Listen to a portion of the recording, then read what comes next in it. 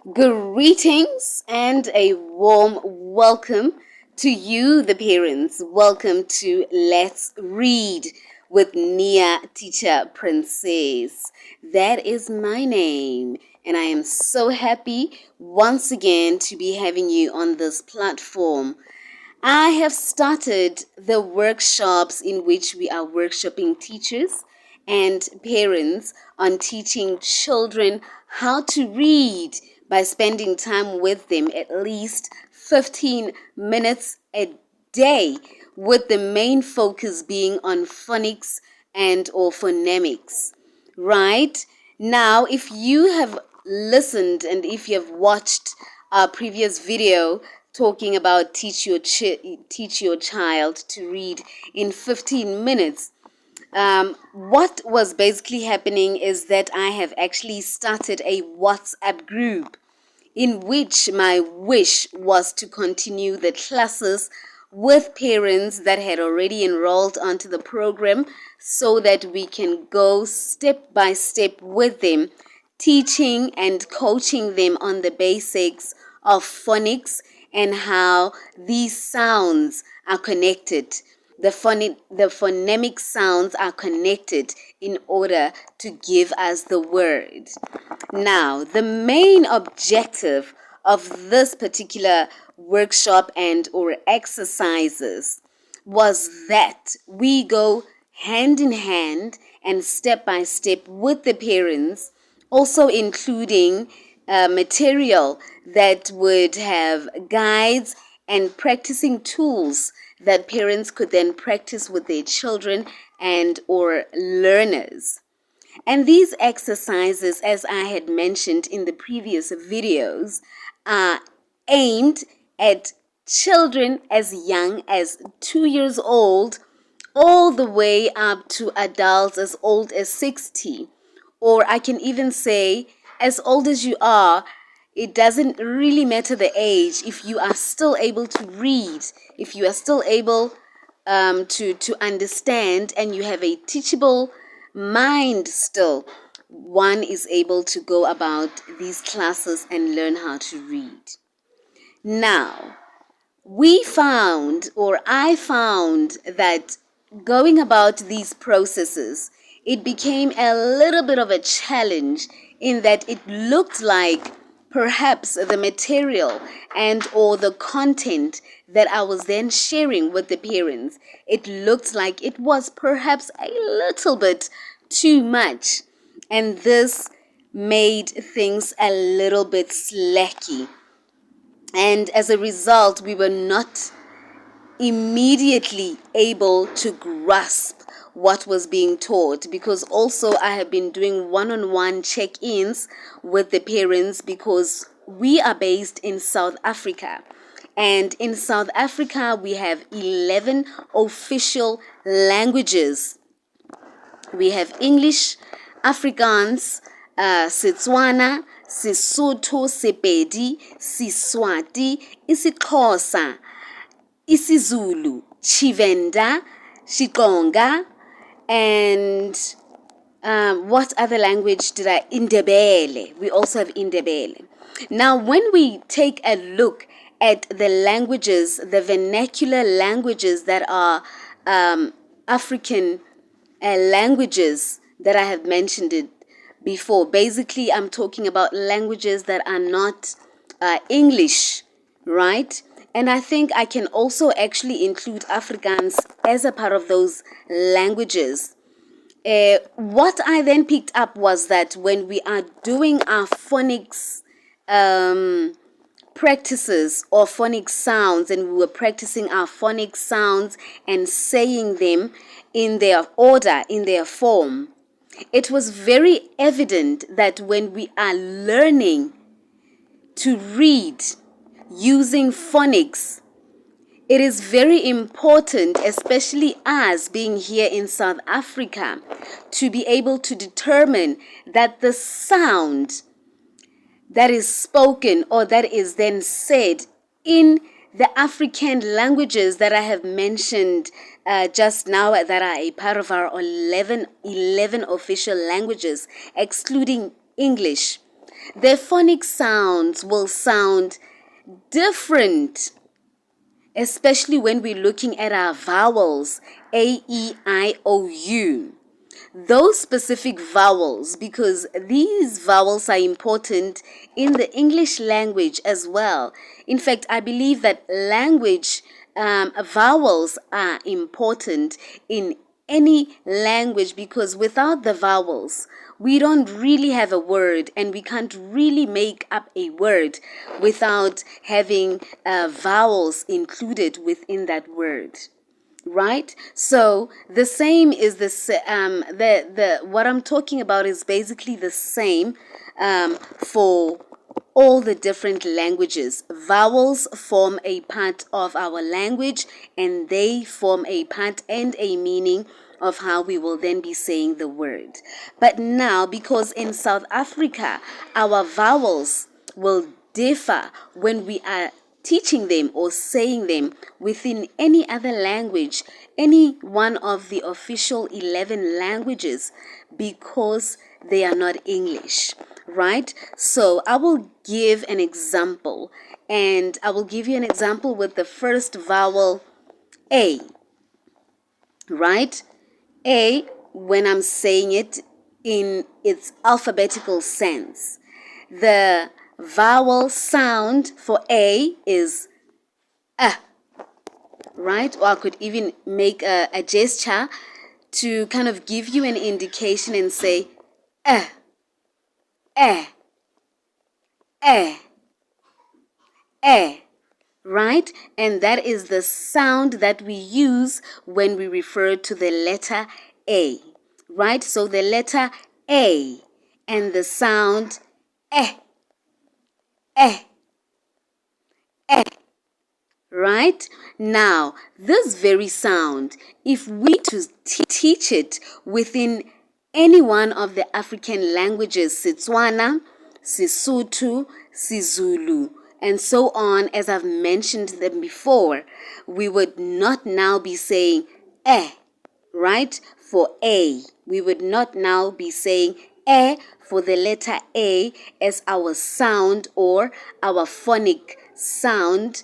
We will not say eh, but instead we would say ah, right?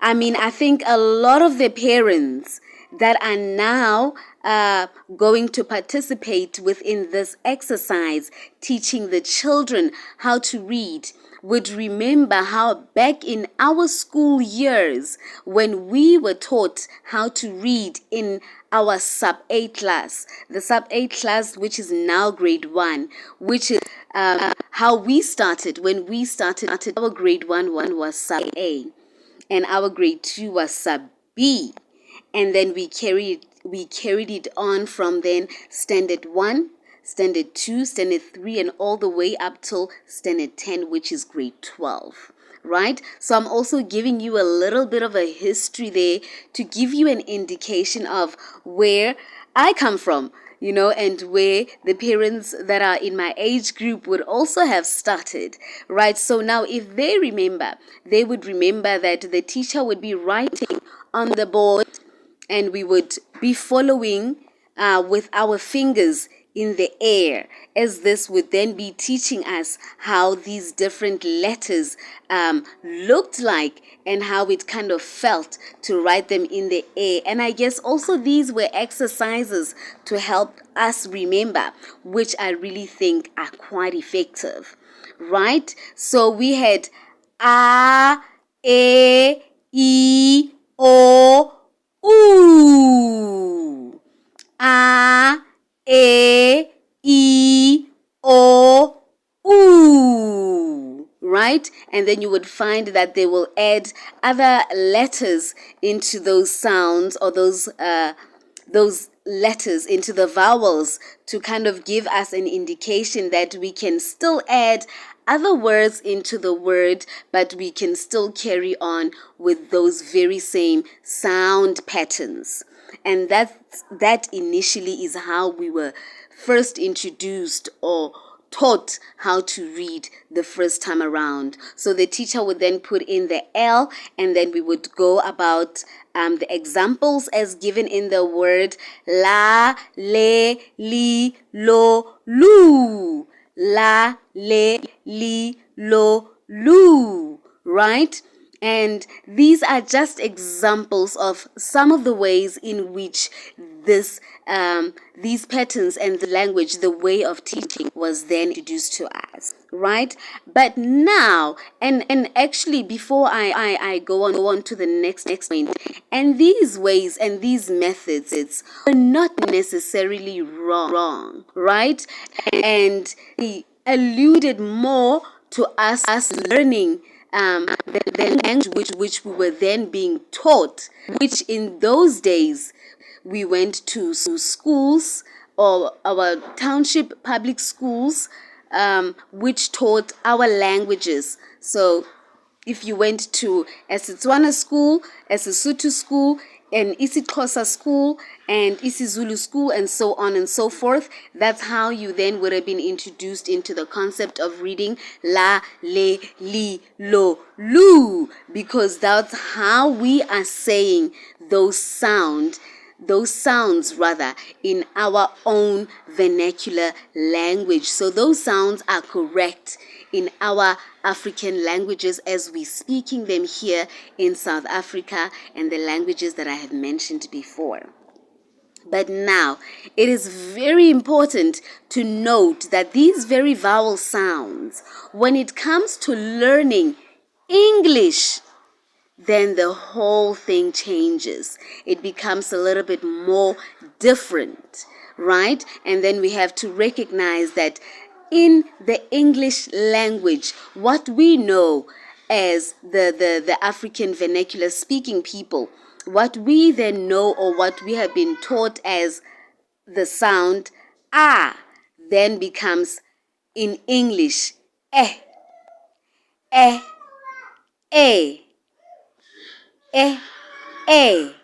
o, e, umbrella, right? So the oo becomes the So it's also almost like an aeroplane, ant, right? That's the air sound. So it's a little bit tricky when we are using now these words or these sounds within the different vernacular language. So this is also the other main thing I wanted to make our parents aware of, because you will also find other teachers that I suspect are also speaking the vernacular language Setswana, Sesotho, isiZulu, isiXhosa, and so on and so forth, that they would be teaching the children from kindergarten or from crèche, as we call it here in South Africa, or from nursery, and they would be teaching the phonic sounds a, b, k, d, e, f, right? A, b, k, d, e. Do you hear that? So a, b, k, d, right? And automatically that almost sound as if we are giving these sounds an extra, almost as if we are giving these sounds an extra added vowel next to them. Because the sound, we have to just be keeping in mind that now, as we are going to be going about this exercise, we are now teaching the children phonics and teaching the children to read phonics in English, because we are teaching the children how to read English and also how to speak English, and also how to pronounce the words in English, right? So this is the main thing I also wanted to make the parents aware of. that we are aware of how we are saying these sounds and how they sounding to our children, right? Because the next thing we would be asking the child to spell the word cat. How do you spell cat? And you might find the child might say ka, et, ka, et, right? Because remember, a, ba, ka, right? But now, that's an error right there. It means we are teaching the child the sound in a distorted way. And that means the child will then have a distorted way of reading.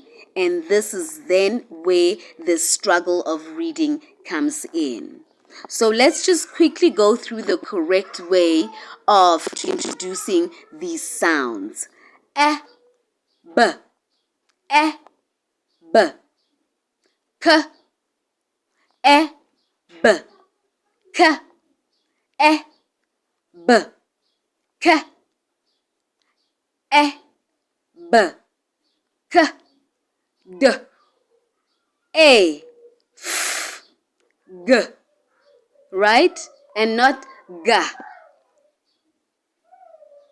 Is that making sense to you? Are you parents noticing the difference right there?